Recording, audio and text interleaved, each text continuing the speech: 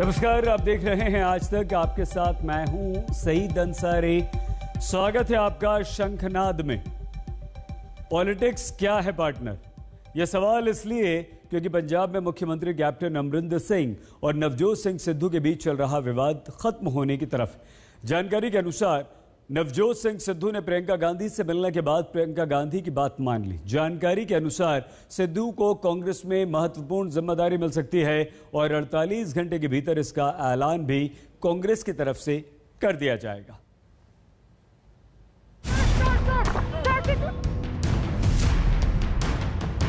न कोई शेर, न कोई शायरी, न कोई जवाब। गाड़ी में बैठे गुरु का बदला हुआ अंदाज। एक सवाल।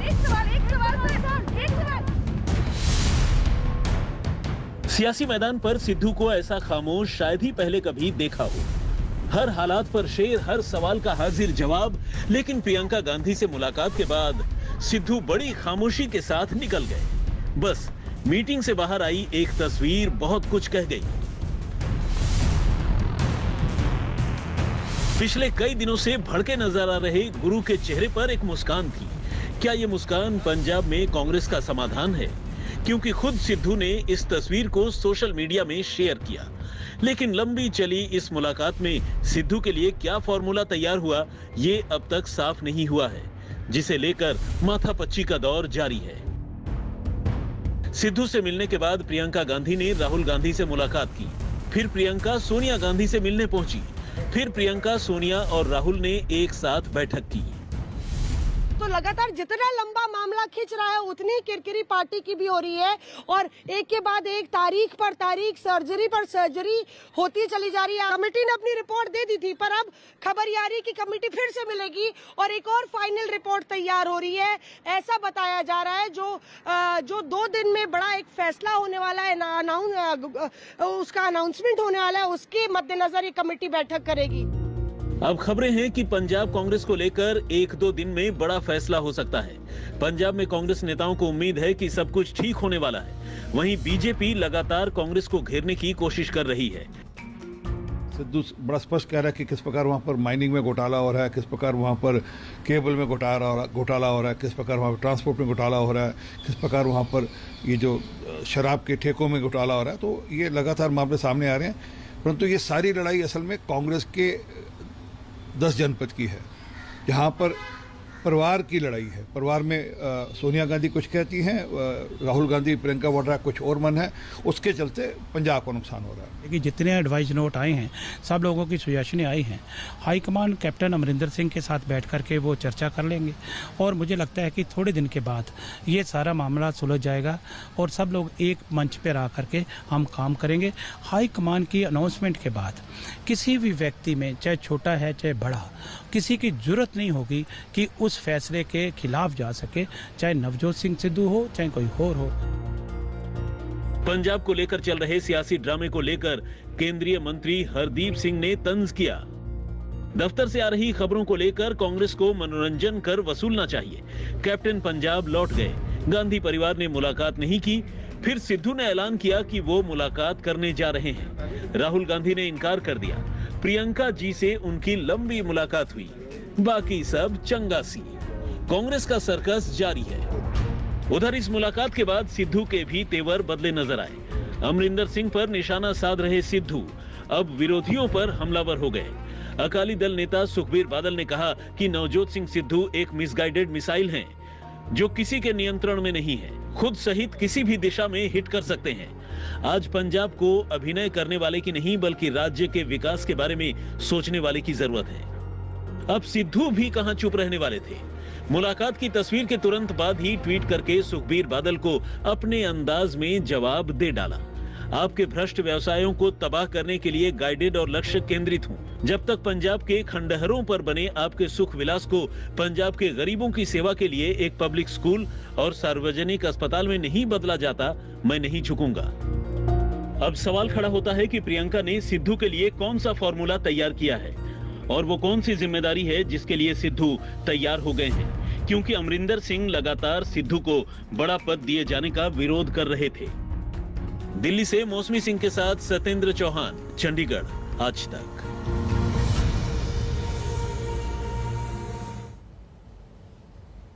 पंजाब की पॉलिटिक्स के बाद अब उत्तर प्रदेश में पॉलिटिक्स क्या है पार्टनर? यह सवाल आज इसलिए उठा क्योंकि उत्तर प्रदेश में भागीदारी मोर्चा के नाम से एक संगठन बना है। इस संगठन से जुड़े ओम प्रकाश राजभर ने कहा है कि वो सत्ता में आए तो 5 साल में 5 मुख्यमंत्री और 20 उप मुख्यमंत्री यानी कि डिप्टी सीएम बनाएंगे। राजभर ने बयान तो दे दिया मगर उसके बाद उनका मजाक उड़ाया जाने लगा। किसी ने कहा कि राजभर के सपने मुंगेरी लाल के हसीन सपने हैं, तो किसी ने कहा कि ऐसे बयानों को गंभीरता से नहीं लेना चाहिए। हम लोग उत्तर प्रदेश में 22 में सरकार बनाएंगे।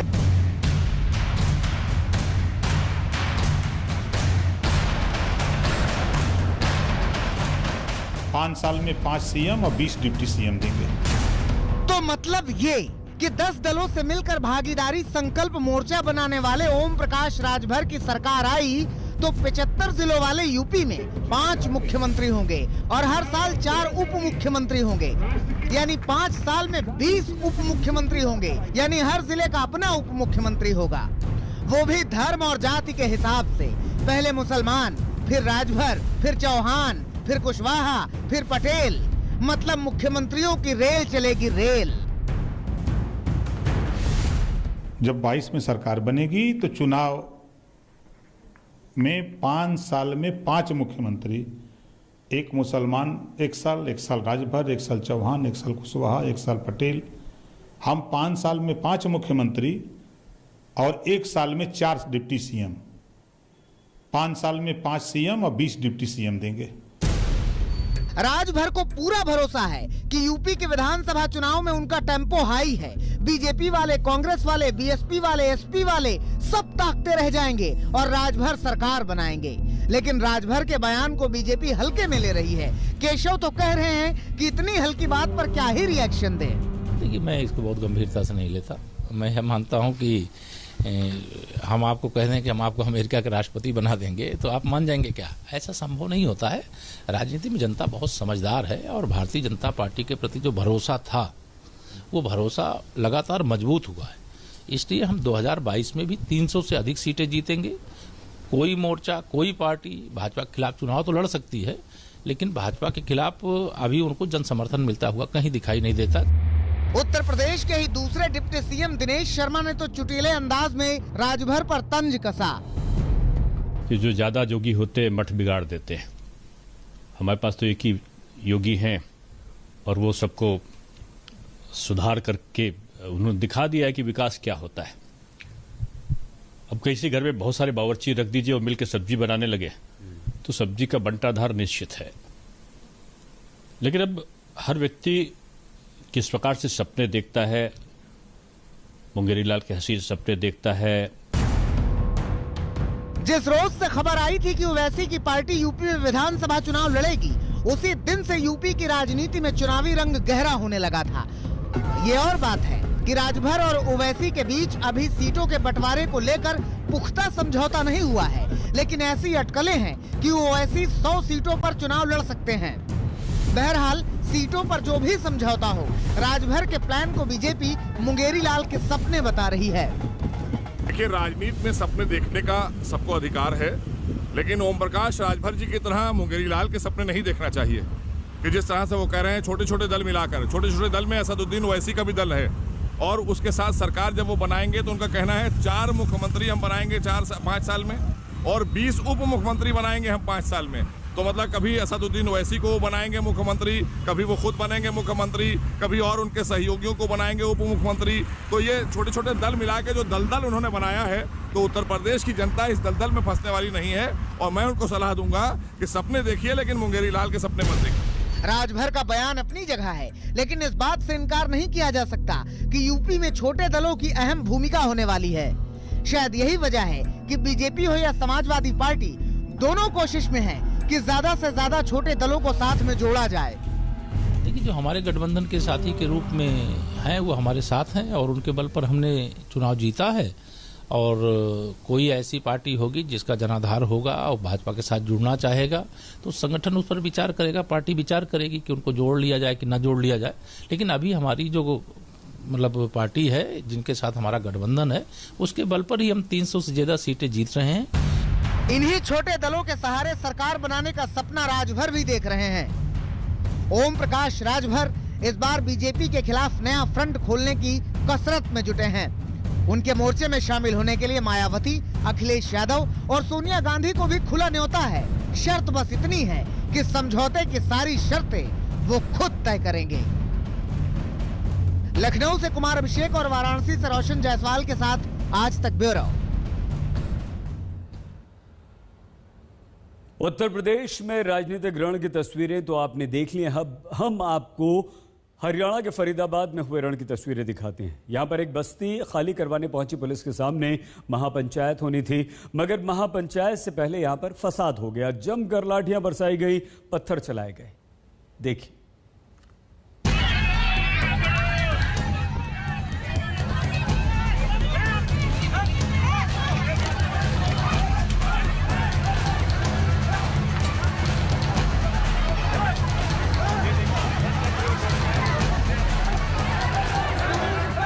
पत्थर बरस रहे हैं,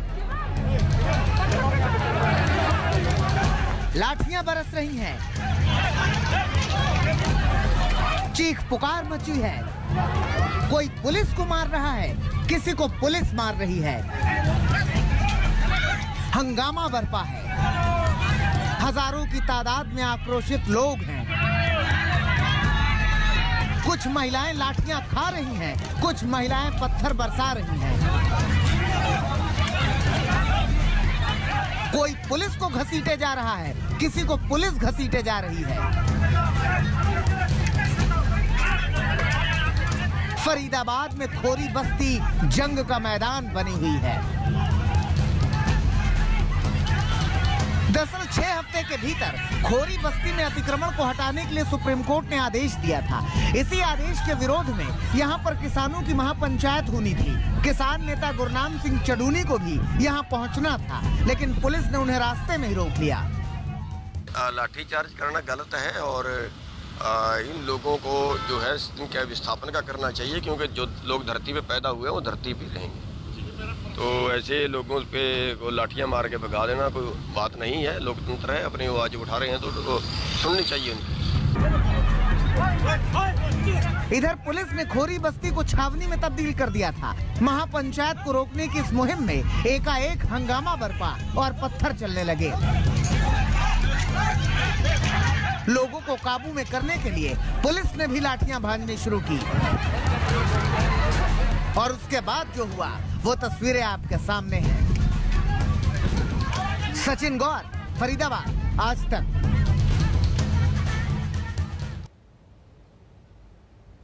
फरीदाबाद में हंगामे और बवाल की तस्वीरें देखने के बाद आइए अब हम आपको दिल्ली के गाजीपुर बॉर्डर पर हुए हंगामे की तस्वीरें दिखाते हैं। हुआ यूं कि गाजीपुर में जहां किसान नेता विरोध प्रदर्शन कर रहे हैं, वहीं पर बीजेपी के एक नेता पहुंच गए, जिसके बाद किसान भड़क गए और बवाल बढ़ गया।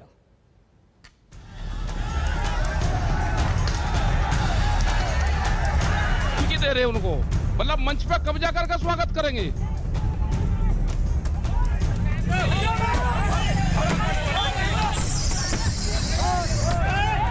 उनके बक्कल तार दिए जाएंगे एक के जो यहाँ पे आ गया।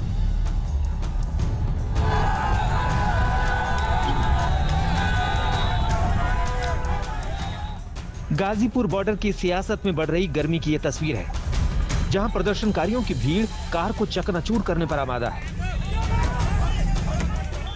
अब क्या कोई भी आएगा ना, उसकी गाड़ी जाएगी यहाँ से और उनका गोला लाठी दी जाएगी। यहाँ पे गोला लाठी का सामान सब तैयार है, यही मंच पे घेर घेर का गोला लाठी दी जाएगी। जो भी बीजेपी का कार्यकर्ता मंच की तरफ आवेगा। बीजेपी कार्यकर्ता को देखकर किसान ऐसे भड़के कि नौबत मारपीट तक पहुंच गई। काले झंडे लहराने लगे, नारेबाजी तेज हो गई, धक्का मुक्की और तोड़फोड़ तक मामला पहुंच गया। 7 महीने से सियासत का अखाड़ा बना गाजीपुर बॉर्डर एक बार फिर देखते ही देखते कुरुक्षेत्र में तब्दील हो गया। सुबह 10 बजे के करीब बीजेपी के कुछ कार्यकर्ता बीजेपी नेता अमित वाल्मीकि के स्वागत में आंदोलन स्थल के पास मौजूद थे। ढोल नगाड़े बजाकर उनका स्वागत किया जा रहा था। इसी दौरान किसानों ने आपत्ति जताई और काले झंडे दिखाना शुरू कर दिया। देखते ही देखते दोनों गुटों के बीच मारपीट शुरू हो गई। अब दोनों ही पक्ष एक दूसरे पर आरोप प्रत्यारोप लगा रहे हैं।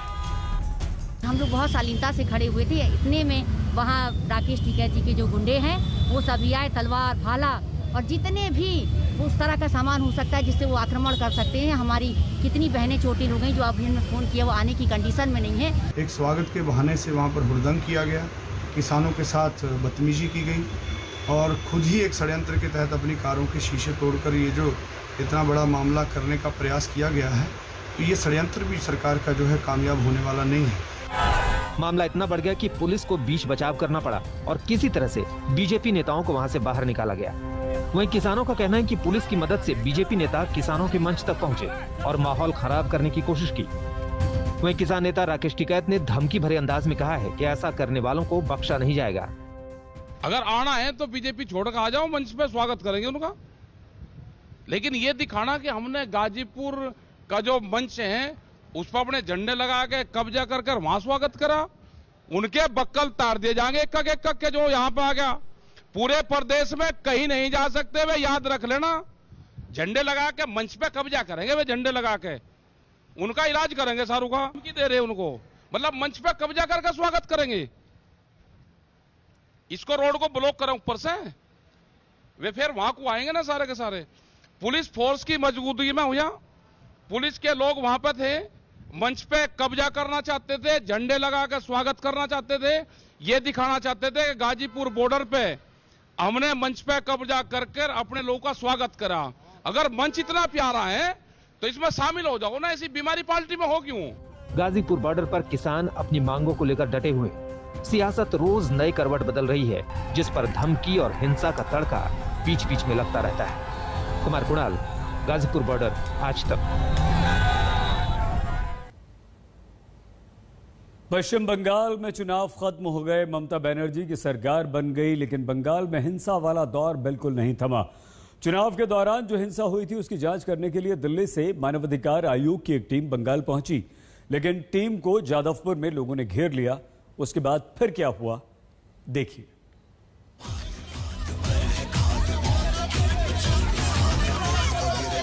जैसा चुनाव के दौरान था वैसा ही हल्ला। आप देख सकते हैं ये इन लोगों का हाल है,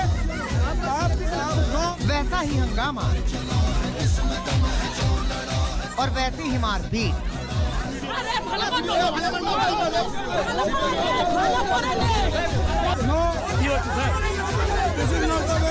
चुनाव बीत गए, लेकिन बंगाल की सियासत का चुनावी रंग अभी भी एकदम ताजा है और चटक। ये इन लोगों का हाल है और ये यहाँ की पुलिस का हाल है। सैकड़ों की ये भीड़ दीदी की समर्थक है और इनसे घिरे ये चंद लोग दिल्ली से पहुंची राष्ट्रीय मानवाधिकार आयोग की टीम है। चुनाव के बाद हिंसा के आरोपों की जांच करने पहुंची ये टीम खुद ही भीड़ के हत्थे चढ़ गई।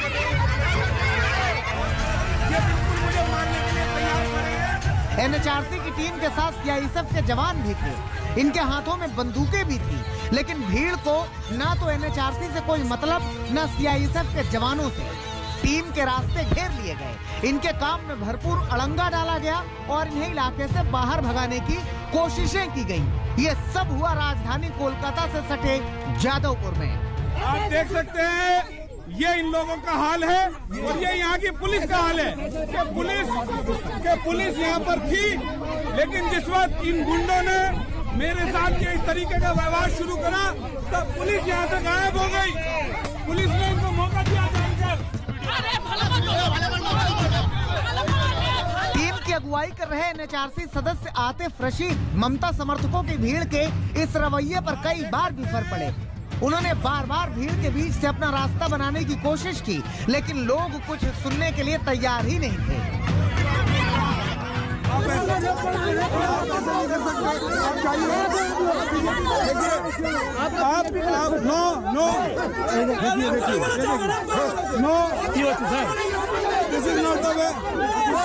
गलत कर रहे हो, आप गलत कर रहे हो।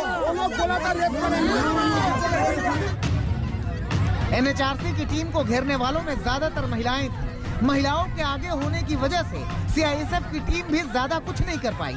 शुरुआत में इनके साथ स्थानीय पुलिस भी थी, लेकिन एनएचआरसी सदस्यों का कहना है कि जैसे ही धक्का मुक्की और हंगामा शुरू हुआ, स्थानीय पुलिस के लोग गायब हो गए और टीम को आखिरकार यहाँ से निकलना ही पड़ा।